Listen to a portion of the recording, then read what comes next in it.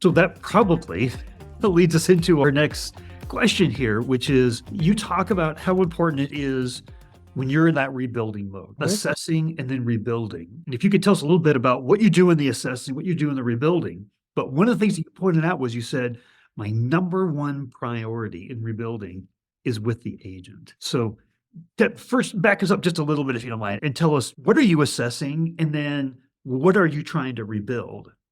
Yeah, it really depends because I look at things in a part of what we have to do is we have to continue to reinvent how we do things.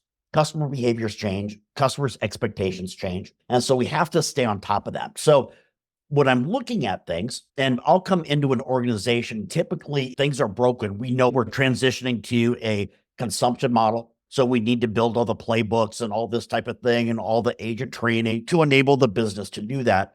Or it is one where, hey, we're starting from scratch. I've been in scenarios where they're like, our net revenue retention is at 78%. So things are physically broken, but we don't know why. Key to really understanding that is to listen to the conversations, talk to the agents, because the agents themselves, they know what's broken. They know what works and what doesn't work. They know if there is a script out there that you're using. Every time I try to utilize the script, a customer gets upset. And so, really, this is where it comes back to sitting down with the agents and finding out what's going well, what's not going well. Are there things that we should start doing that we're not, or are there things that we should stop that we're currently doing?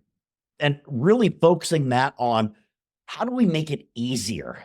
Because I think that as individuals get up there in the ranks, it's very easy to say, you know what, I'm in the position that I'm in because I have all the experience and all the knowledge.